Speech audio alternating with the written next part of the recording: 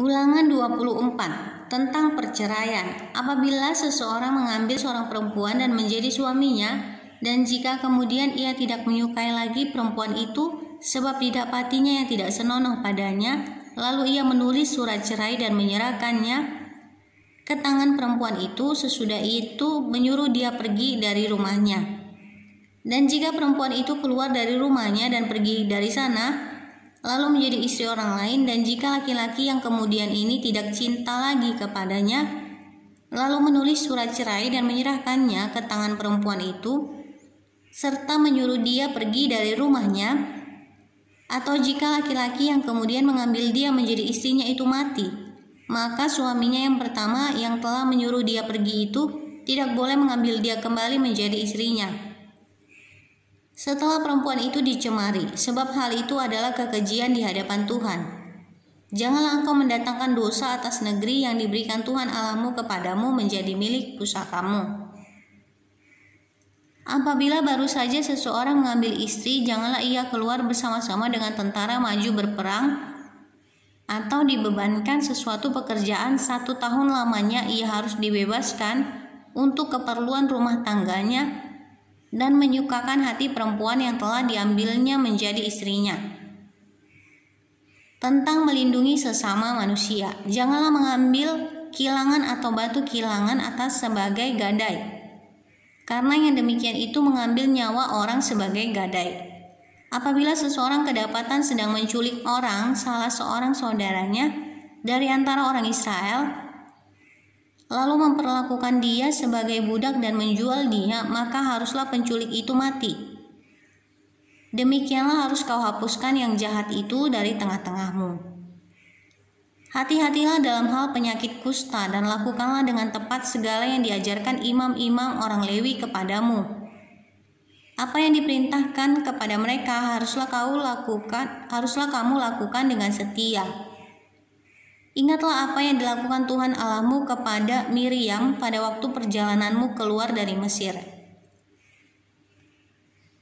Apabila engkau meminjamkan sesuatu kepada sesamamu, janganlah engkau masuk ke rumahnya untuk mengambil gadai daripadanya. Haruslah engkau tinggal berdiri di luar, dan orang yang kau beri pinjaman itu haruslah membawa gadai itu keluar kepadamu. Jika ia seorang miskin, janganlah engkau tidur dengan barang gadaiannya. Kembalikanlah gadaian itu kepadanya pada waktu matahari terbenam, supaya ia dapat tidur dengan memakai kainnya sendiri dan memberkati engkau. Maka engkau akan menjadi benar di hadapan Tuhan Allahmu.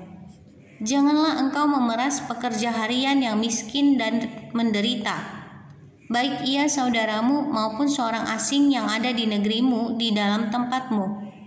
Pada hari itu juga haruslah engkau membayar upahnya sebelum matahari terbenam. Ia mengharapkannya karena ia orang miskin, supaya ia jangan berseru kepada Tuhan mengenai engkau, dan hal itu menjadi dosa bagimu. Janganlah ayah dihukum mati karena anaknya. Janganlah juga anak dihukum mati karena ayahnya. Setiap orang harus dihukum mati karena dosanya sendiri. Janganlah engkau memperkosa hak orang asing dan anak yatim. Juga janganlah engkau mengambil pakaian seorang janda menjadi gadai. Haruslah kau ingat bahwa engkau pun dahulu budak di Mesir, dan engkau ditebus Tuhan Allahmu dari sana.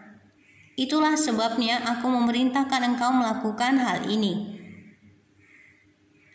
Apabila engkau menuai di ladangmu, lalu terlupa seberkas di ladang, maka janganlah engkau kembali untuk mengambilnya. Itulah bagian orang asing, anak yatim dan janda, supaya Tuhan Allahmu memberkati engkau dalam segala pekerjaanmu.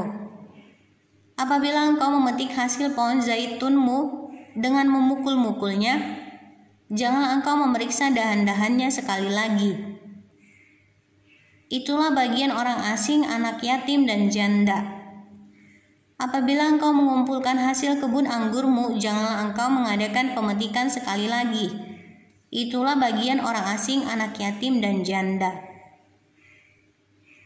Haruslah kau ingat bahwa engkau pun dahulu budak di tanah Mesir. Itulah sebabnya aku memerintahkan engkau melakukan hal ini.